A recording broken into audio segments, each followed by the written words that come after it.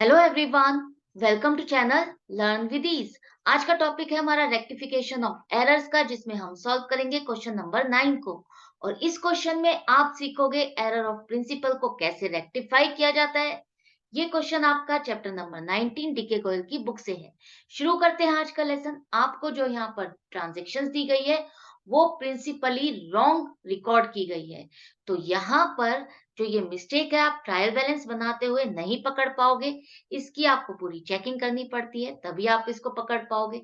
जो ये मिस्टेक है आपके डेबिट और क्रेडिट दोनों साइड के अकाउंट को अफेक्ट करेगा। इसको आपको रेक्टिफाई करना है तो सस्पेंस अकाउंट नहीं खोलना। तो बिना सस्पेंस अकाउंट के आप इसे कैसे करेक्ट करोगे? देखो, आपने किया है एक फर्नीचर परचेज 10,000 रुपए का, जिसे आपने डाल दिया है परचेज अकाउंट में। जब भी कोई एसेट परचेज की जाती है तो उसे आप उस एसेट के अकाउंट में डालते हो, उस एसेट के नाम से रिकॉर्ड करते हो। परचेज में आप सिर्फ और सिर्फ उस स्टॉक की रिकॉर्डिंग करते हो जिसमें आप ट्रेडिंग करते हो, मैन्युफैक्चरिंग करते हो। तो उससे रिलेटेड जो स्टॉक परचेज किया जाता है उसकी बुकिंग आप रिकॉर्डिंग आप परचेज में करते हो। तो यहाँ ये जो रिकॉर्डिंग हो गई है प्रिंसिपली रॉन्ग हो गई है। आपने एंट्री बना दी है परचेज अकाउंट डेबिट 10,000 रुपए टू कैश अकाउंट 10,000 रुपए। होना क्या चाहिए था? फर्नीचर अकाउंट डेबिट 10,000 रुपए टू कैश अकाउंट 10,000। अब कैश क्रेडिट होना था वो तो आपने सही किया है, कैश ही क्रेडिट किया है। लेकिन जो डेबिट होना था वो रॉन्ग हो गया है, और उस रॉन्ग परचेज अकाउंट को आप कैसे हटाओगे? तो उसके लिए जो आपको राइट करना है, करेक्ट करना है, जो होना चाहिए था फर्नीचर अकाउंट डेबिट, उसको लिखो आप फर्नीचर अकाउंट डेबिट 10,000 रुपए। अब जो ये extra account purchase account debit हुआ है, अगर मैं इतनी ही अमाउंट से इसी अकाउंट को क्रेडिट कर देती हूँ तो ये आपस में कैंसिल हो जाएंगे। तो टू परचेज अकाउंट 10,000 से मैंने क्रेडिट कर दिया, तो ये परचेज इस परचेज से कैंसिल होकर के अकाउंट में बैलेंस शो करेगा जीरो का।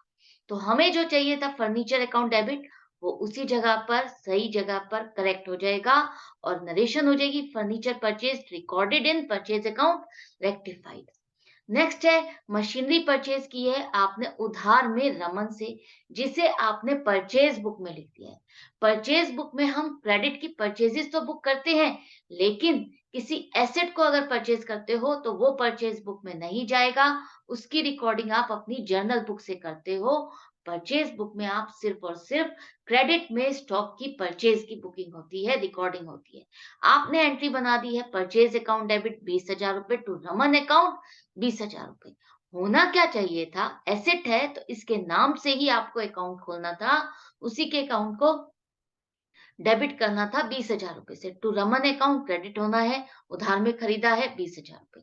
रमन का अकाउंट तो क्रेडिट होना है, आपने वो सही किया है, लेकिन जो डेबिट होना है वो रॉन्ग हो गया।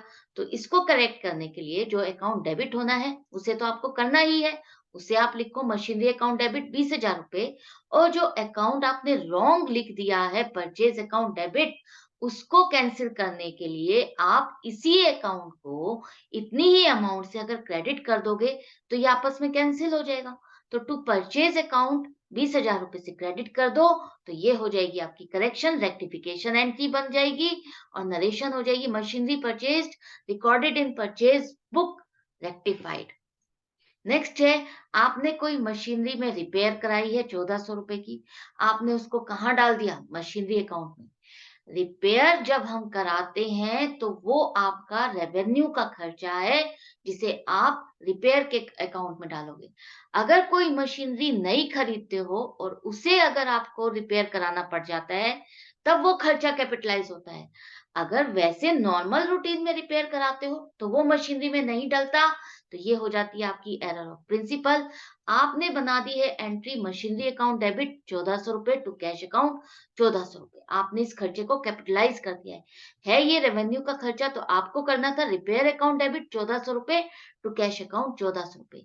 कैश क्रेडिट होना है वो सही है, लेकिन जो रॉन्ग है वो है मशीनरी अकाउंट जबरदस्ती का डेबिट हो गया है। आपको करेक्ट करने के लिए जो करेक्ट अकाउंट आना है डेबिट में, पहले उसको लिखो रिपेयर्स अकाउंट डेबिट 1,400 रुपए। अब जो ये मशीनरी का अकाउंट है, अगर मैं इसी अकाउंट को इतनी ही अमाउंट से क्रेडिट भी कर देती हूँ, तो जैसे प्लस माइनस से कैंसिल होता है, उतनी ही नंबर से उतने ही अमाउंट से उसी तरह से मशीनरी का अकाउंट भी डेबिट से क्रेडिट में कैंसिल हो जाएगा और बैलेंस शो करेगा जीरो का। हमें यही करना था, कैंसिल करना था बिना कटिंग करे, बिना काट पीट किए। तो यहाँ पर रिपेयर का अकाउंट आपका डेबिट में 1400 रुपए आपकी बुक्स में बैलेंस आएगा। तो यहाँ नरेशन हो जाएगी machinery repaired, recorded in machinery account, rectified. Next है, आपने कोई रिपेयर कराई है, किसकी सेकंड हैंड मशीनरी जो आपने परचेज की है, उसके किसी पार्ट को आपने रिपेयर कराया है। मशीनरी और आपने उसको किसमें डाल दिया है, रिपेयर के खर्चे में। मशीनरी आपने खरीदी है, वो सेकंड हैंड है, ठीक है, लेकिन आपने खरीदी है तो वो आपके लिए तो फर्स्ट टाइम आ रही है, आपके लिए वो नई है।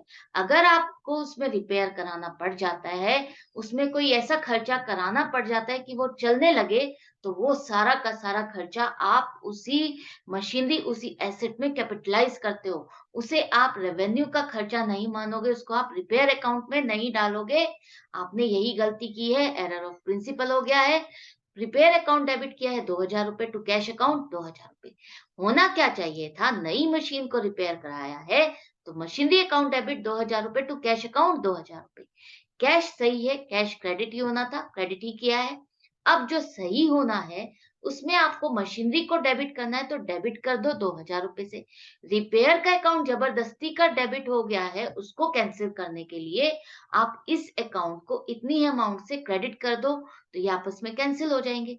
ये बन गई आपकी रेक्टिफिकेशन एंट्री। नरेशन लिख दो, machinery purchased repaired recorded in repair account rectified.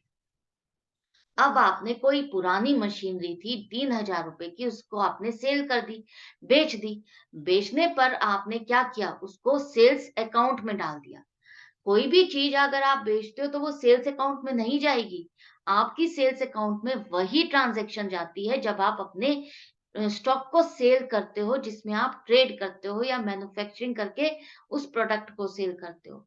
कोई भी चीज, कोई भी एसेट उठा करके सेल करते हो तो वो आपकी सेल अकाउंट में नहीं जाती, वो आपकी उसी एसेट की वैल्यू को से रिड्यूस होती है। तो यहाँ पर आपने एरर ऑफ प्रिंसिपल कर दिया। कैश अकाउंट डेबिट होगा 3000 रुपए से, सेल अकाउंट आपने क्रेडिट कर दिया है 3000 रुपए से, ये रॉन्ग हो गया। होना क्या चाहिए था, कैश अकाउंट डेबिट 3000 रुपए टू मशीनरी अकाउंट जो कि बेच दी है, उसी के अकाउंट में से खत्म करोगे, 3000 रुपए क्रेडिट करोगे। अब इसको रेक्टिफाई करने के लिए क्या करोगे, कैश सही है, कैश को नहीं हिलाओगे। मशीनरी आपको क्रेडिट चाहिए थी, मशीनरी को क्रेडिट कर दो, क्रेडिट में ही लिख दो। सेल अकाउंट जबरदस्ती का जो क्रेडिट हुआ है, अगर मैं इसी अकाउंट को इतनी ही अमाउंट से डेबिट कर दूंगी तो ये आपस में कैंसिल हो जाएगा, बैलेंस जीरो हो जाएगा डेबिट और क्रेडिट का मिलकर के। आपस में दोनों क्या करते हैं, लेजर में आप बैलेंसिंग करते हो तो दोनों साइड अगर इक्वल टोटल आता है तो बैलेंस क्या होता है, नील होता है। वही हो जाएगा आपका, डेबिट में भी 3000, क्रेडिट में भी 3000, तो बैलेंस रहा जीरो। हमको मशीनरी में चाहिए था क्रेडिट 3000, वो आ जाएगा आपका। अब machinery sold recorded in sales account rectified, ये नरेशन हो जाएगी। नेक्स्ट, यहाँ पर आपका क्वेश्चन कंप्लीट हो जाता है। कोई डाउट, कंफ्यूजन, किसी क्वेश्चन को समझ नहीं पा रहे हो तो मुझे कमेंट सेक्शन में लिख करके पूछ सकते हो।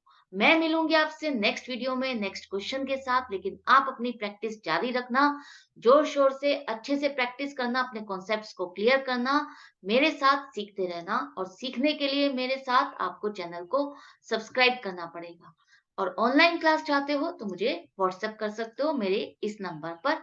Good bye and take care.